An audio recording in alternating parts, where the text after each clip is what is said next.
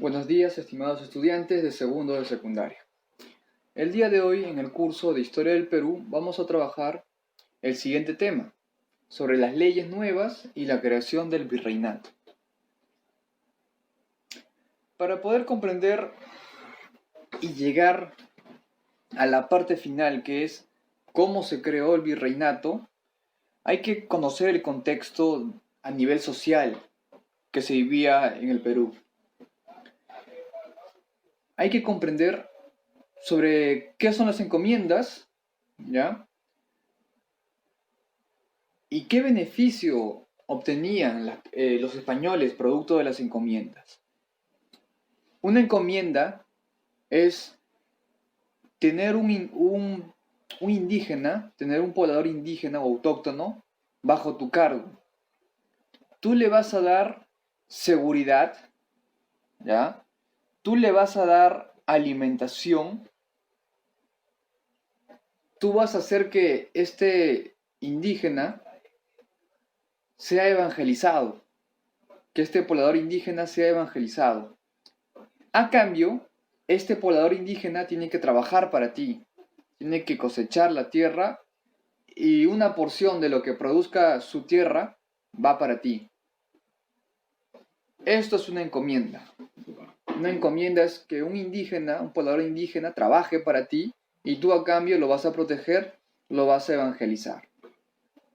Era una especie de súbdito tuyo.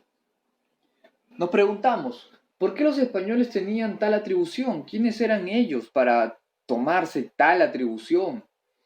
Resulta que en España el rey acostumbraba a todos los soldados que participaban en batallas recompensarlo con encomiendas.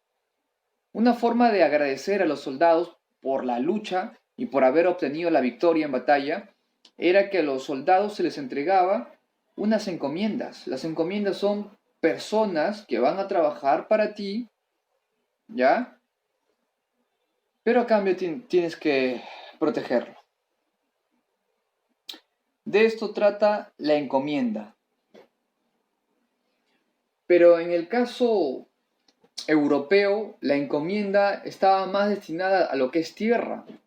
En el caso europeo, la encomienda en el caso americano estaba enfocada a las tierras y mucho más que tierras, sino al trabajo del poblador indígena. Eso es una encomienda. El encomendero es la persona que va a administrar una encomienda. El encomendero tenía deberes y también tenía derechos respecto a la encomienda. ¿Cuáles eran los deberes del encomendero? 1. Debía proteger a su encomienda, o sea, al poblador indígena. 2. Debía alimentarlo. 3. Debía vestirlo. 4. Debía costear los gastos de evangelización. Y muchos dirán, el español gastaba mucho en el indígena. No, no es que sea así. No se olviden que el indígena trabaja la tierra, ¿ya? Y producto de su trabajo, le devuelve, le recompensa a su encomendero. El encomendero gana más de lo que invierte. Lo que tiene que pagar para que evangelicen al poblador indígena no es mucho. Y lo que el encomendero gana, producto del trabajo de la encomienda, sí es mucho. Pero no olvidemos que el encomendero tenía deberes con la corona, ¿ya? Tenía que tributar también. La encomienda fue creada en América, fue adaptada en América, con el fin de que la población indígena trabaje para los españoles, produzca la tierra. Y los españoles a cambio los protegían, los vestían. Pero eso ocurrió de una forma distinta en América. La idea de encomienda se distorsionó. ¿Por qué? Porque la población indígena pasó a ser los sirvientes del español.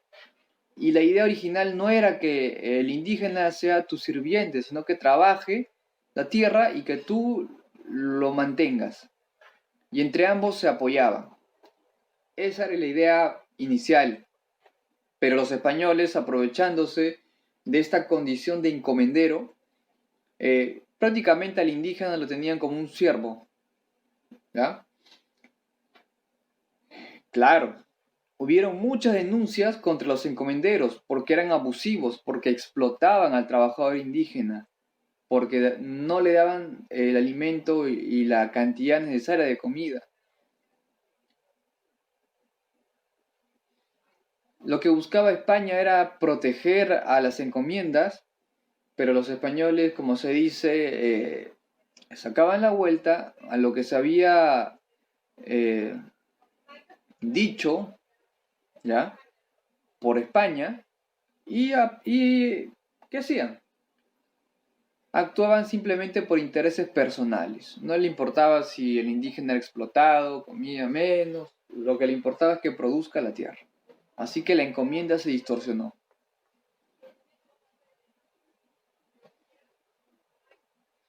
Recordemos, la encomienda tiene a cargo a su encomendado.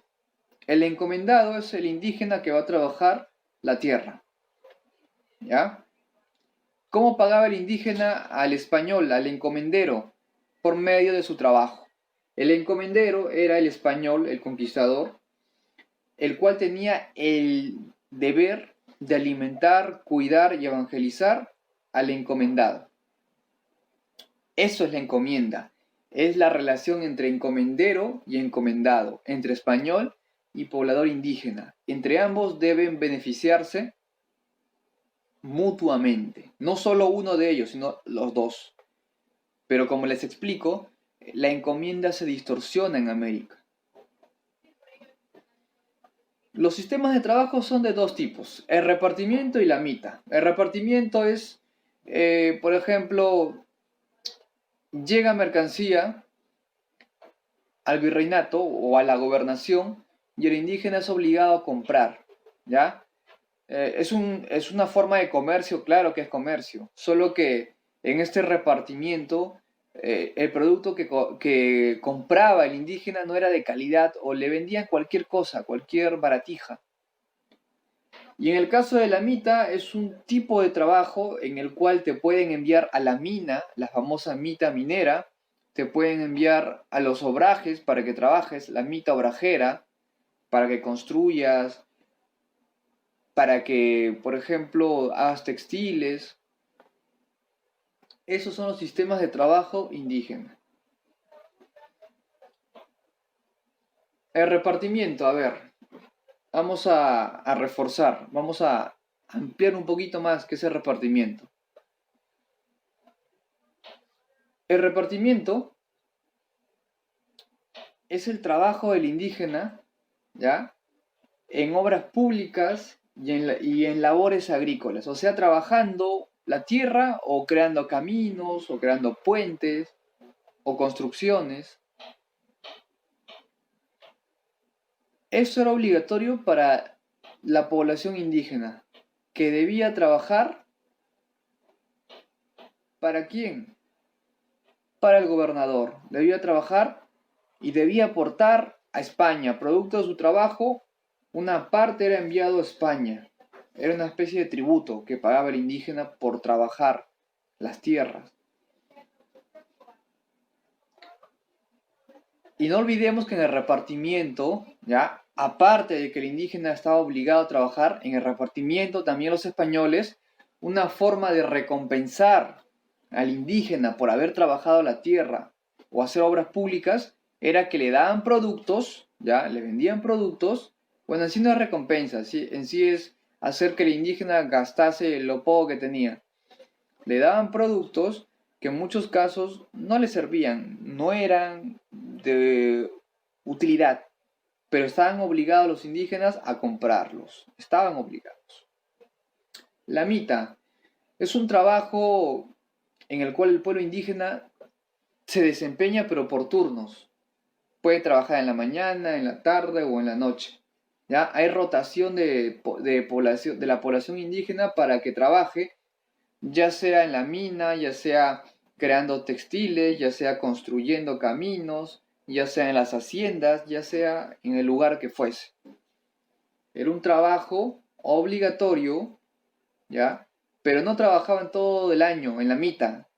En la mitad solo trabajaban algunos meses del año. Supongamos que fuesen 3 o 4 meses al año. Durante esos 3 o 4 meses, o medio año al año, como máximo, trabajaban en un lugar específico. Y los meses restantes trabajaban en la chacra, en la tierra, en la agricultura. De todas las mitas, la más desgastante, la más abusiva, la mita donde morían muchos indígenas era la mita minera. ¿Por qué morían? El desgaste físico.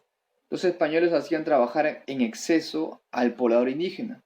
Otro, los metales, al estar picando las paredes, al picar la roca, el metal se desprende y hay metales que son tóxicos. Otro, derrumbes. Por estar picando tanto, de repente hay una parte de la colina o de la cueva que se desprende y muere aplastado el indígena. Era un trabajo muy duro. Ahora viene a otra parte de este tema que es muy interesante. El famoso debate, ¿ya? A favor y contra los indígenas. ¿Qué pensaban estos sacerdotes españoles acerca del poblador indígena? Vamos a reflexionar acerca de qué es lo que pensaba cada sacerdote y si realmente estaba en lo correcto o a qué se debía este pensamiento. Tenemos a Fray Bartolomé de las Casas. Era un cronista, era un filósofo y era un teólogo español. ¿Qué decía Fray Bartolomé de las Casas?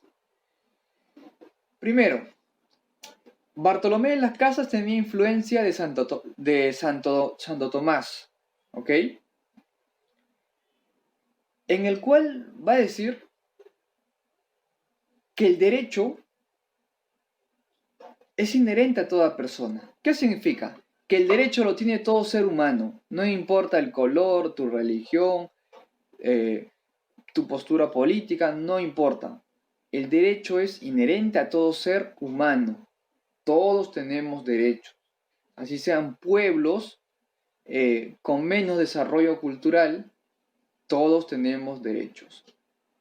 Y todos tienen derecho para gobernar. Y todos tienen una cultura. ¿Qué más admite Fray Bartolomé de las Casas? Que los indígenas, que la población indígena, así sea pagana, así crea en otros dioses, tenía el derecho de poseer tierras de forma lícita. Los indígenas no son servidumbre, tampoco son bárbaros, tampoco son esclavos, tampoco son irracionales. La población indígena piensa y no debe ser explotada, no debe ser esclavizada.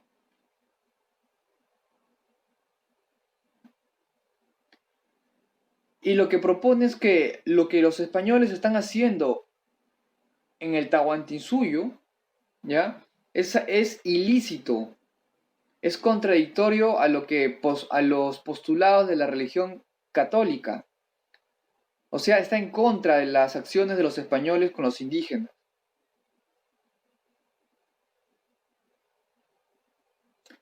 Sí condena la infidelidad, ¿ya? Sí condena la idolatría. Pero de cierta forma, Fray Bartolomé de las Casas está defendiendo en buena parte a la población indígena del abuso español. Y nos dice que la idolatría es producto de la ignorancia del poblador indígena. Y no significa que la población indígena sea mala, ¿ok? Sino que por ignorancia la población indígena adora a otros dioses. Podemos ver una imagen de Fray Bartolomé de las Casas donde se le acercan los indígenas. Por lo tanto, Fray Bartolomé de las Casas tiene un pensamiento religioso de armonía, ¿ya? él propone que la iglesia es liberación, no es causar dolor, no es amenazas. Él está en contra del trato inhumano a la población indígena. Lo que proponía Fray Bartolomé de las Casas es que la población indígena fuera considerada humana igual que los españoles. La población indígena tenía los mismos derechos que los españoles y son humanos también, solo que con costumbres distintas. Por lo tanto, Bartolomé de las Casas protege a los indígenas. Por el otro lado tenemos a otro sacerdote católico que opina lo contrario. En vez de proteger a la población indígena, dice barbaridades. ¿Cómo se llamó este sacerdote? Juan Gines de Sepúlveda. ¿Qué decía Juan Gines de Sepúlveda? La base de todo dominio se fundamenta en la superioridad de una civilización sobre la otra. Está justificando el desarrollo tecnológico, cultural de una civilización sobre otra. Que esta civilización superior, ¿ya?, es la que debe dominar. ¿Qué más piensa Sepúlveda? Él cree que los indígenas son bárbaros, son salvajes. Eso cree Sepúlveda. ¿Qué más cree?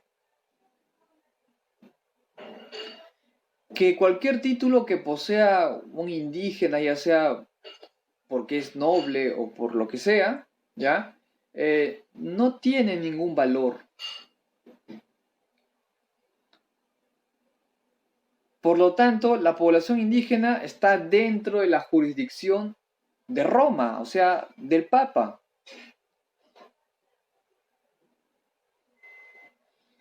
Nos dice que la guerra contra la población indígena,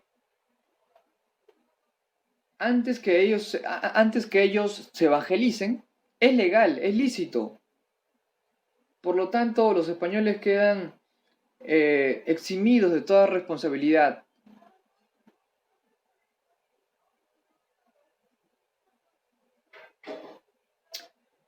Lo que nos está diciendo es que justifica la violencia, el accionar del español contra el indígena.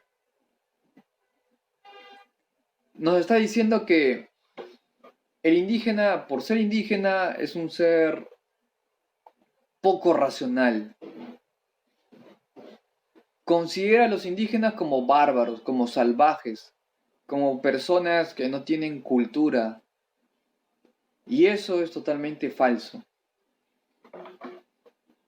En pocas palabras, este sacerdote Gines de Sepúlveda está defendiendo a los españoles. Lo que propone Gines de Sepúlveda es una iglesia opresora. Gines de Sepúlveda tiene un pensamiento conquistador como el español común. Va a negar que va a negar que el indígena no es humano, que no es un ser humano. Va a afirmar que es un animal, pero va a negar que es un ser humano. Para Gines de Sepúlveda, los indígenas no son seres humanos, son animales nada más. Que para poder evangelizar a la población indígena no le queda de otra que usar las armas. Que la guerra es necesaria para someter a la población indígena. Y que la población indígena era inferior en todos los sentidos a los españoles. O sea, este señor era racista, discriminador.